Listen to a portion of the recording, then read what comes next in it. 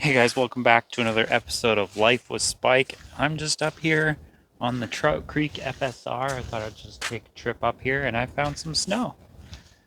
But the road seems pretty dry. It's a little soft on the sides, but we'll take it easy and we'll see how far we can go up. No, we'll turn back around and we'll take a different road, but pretty confident that if the road is like this the whole way, then we can make it. But I just stopped and I saw a couple bald eagles up in the tree. So I thought that was pretty cool. But anyways, later on in this episode, I'm going to talk to you guys about the future upgrades of the van. So on the outside, I definitely want to do what Chrome has and put a box and a spare tire on the back. That would be an amazing upgrade. I think that would be awesome. That way I can put some firewood, some recovery gear, or whatever else in the back. Maybe a chainsaw if I can fit it. Front, same thing. I don't really need a big fancy front bumper right away, but I would like to get a front hitch mount where I can put a bike on and stuff like that. And I would like a winch, because if I'm going to be doing roads like this, then I'm going to need a winch capable enough to pull this van out of the ditch or out of a hole. And also need a kinetic rope and maybe a proper pulley. I would also like to get those tracks mats, those mats that people put down that you can cross over small gaps and get yourself out of places that you don't have traction. I would like to get a locker as well on the rear diff. I don't really need 4x4. I think those places they're just way too much for this van to be putting up, through areas that need a 4x4. So I'm going to stick with a rear locker eventually. Still need some money first.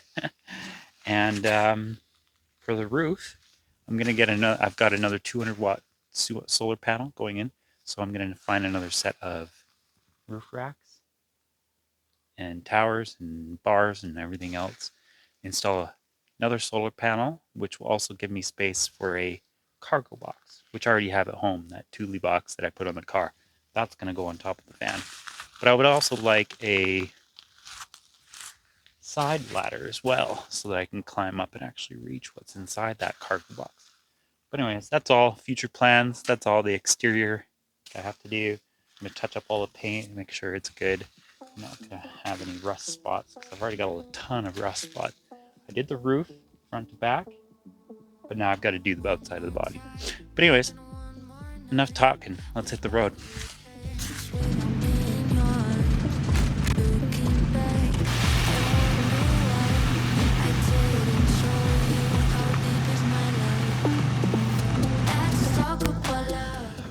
Well, that's a little too much snow for my liking. I think I'm gonna turn around. Maybe if I had chains or something. If I had chains or something, then I totally would. So I'm gonna turn around carefully and get the hell out of here.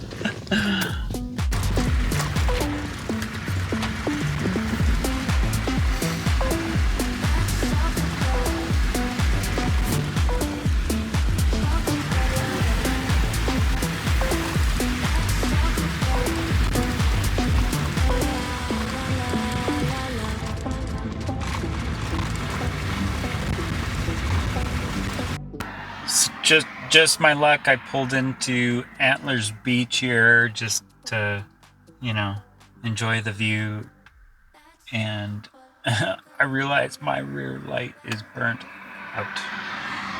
Let's go show you. This sucks, but oh well. We're gonna go back to Canadian Tire and pick up some new bulbs. Well, that was my first indicator.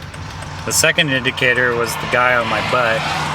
Literally right on my butt while I was braking trying to pull this in here. So it just blew like not even 20 minutes ago.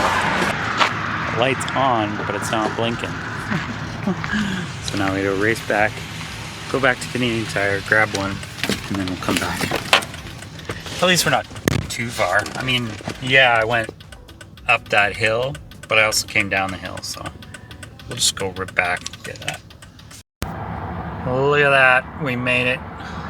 We're at Canadian Tire. I'm gonna go grab some light bulbs, and then we're gonna get back on the road after I change the light bulb. So I'm not gonna get pulled over or hit in the back by somebody who doesn't know where I'm turning, because, you know, it'd be important to people to know where I'm going when I'm driving down the road. All right, let's go grab some bulbs. Okay, got a Canadian Tire, got my light all fixed up. Now we're gonna hit the road again.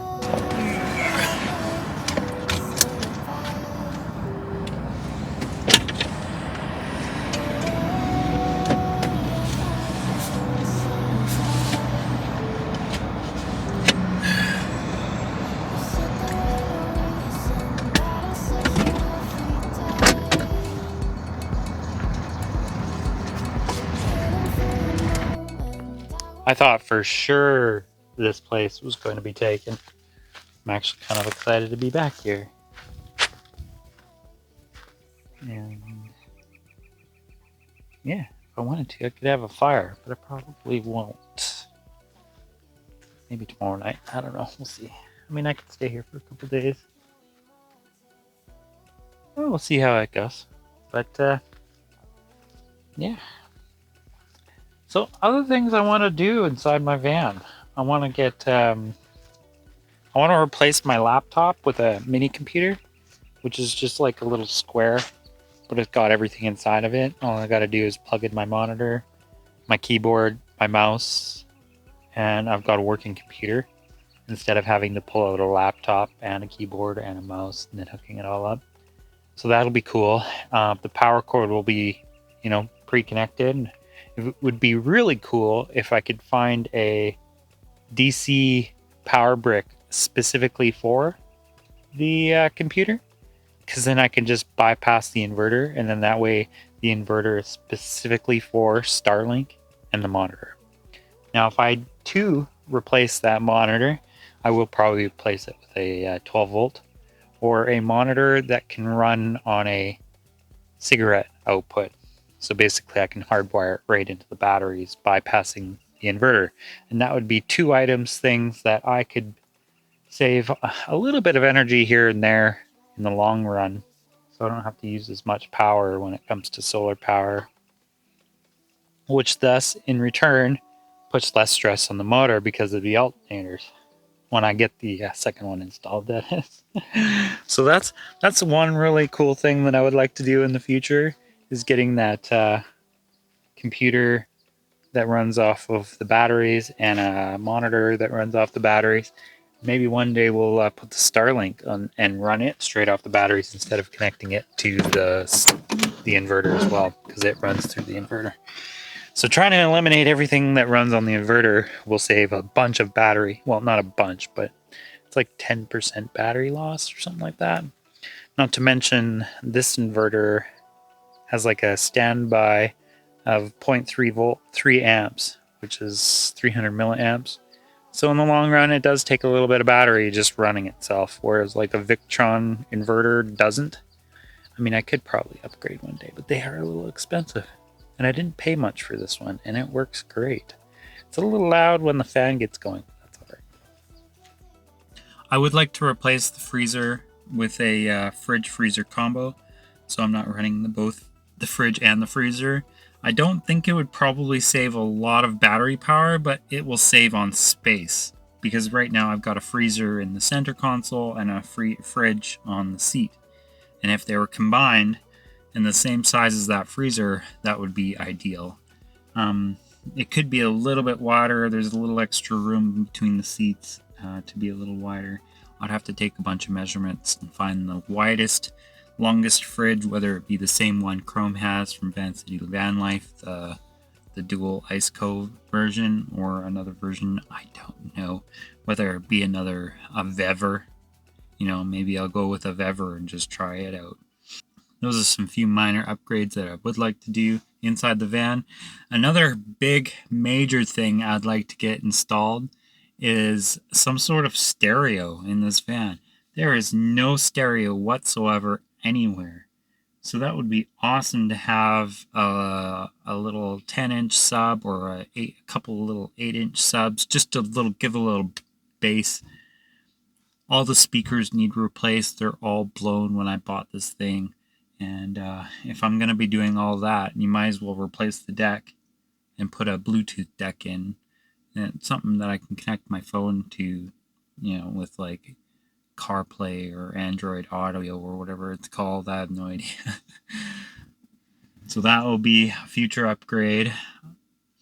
I would like to get a radio, a CB radio put in there, so that when I'm traveling those back roads, those FSR, those forestry roads, that I have a way to communicate when I'm going, up and down those steep grades where it says must call. I'm going to have to learn all of that. That's something that'll be totally new to me. I have no idea how to use them, never used them before, and I don't want to run into a logging truck coming in down up those roads. Now, I've been very careful about when I travel some of those roads, because if you're traveling in between 5 a.m. and I think 3 p.m., those are those times that you got to be careful you're not going to run into those logging trucks coming up and down those roads fully loaded. But I've been very lucky so far. But if I'm going to be putting this fan in those situations, it would be nice to have a way to radio ahead when it comes down. When it comes to traveling on those roads, you got to be safe. But other than those few little upgrades in the van, I don't think there's much in here that I would change. I mean, once I've got, room in the back in a box, in a cargo box on the roof, and a little bit of the stuff up front is out of the way, and a little bit of the stuff in here is out of the way, then I'll have room to mingle some stuff or move stuff around. I've still got room in these cupboards. I could, potentially bring more things home, or, put more things in my home in the long run. So I'm not too worried about space right now. And not to mention, I've got some hooks that I can put up. I've got places I can put random things that'll save a little bit of space, or have it be more convenient to use on a regular basis, like my charger cable for my phone, instead of it being tucked inside the box inside the inverter where I keep all my electronic wires.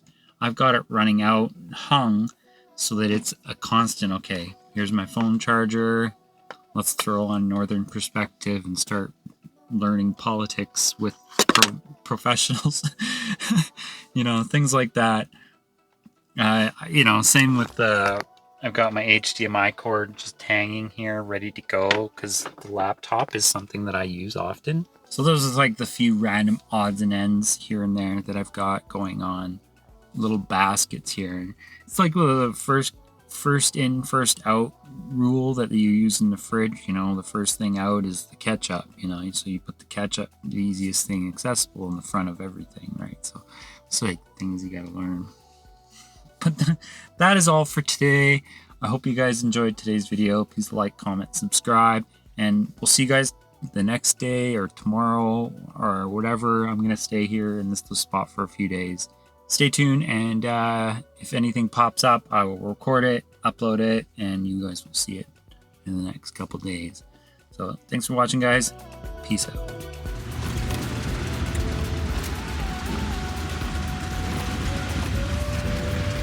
Oh, it's a good thing I got the Continue on Headwaters Road for 6 kilometers. This is supposed to be a detour. You're back online. You are on the fastest route. You should reach your destination by 1:53 p.m.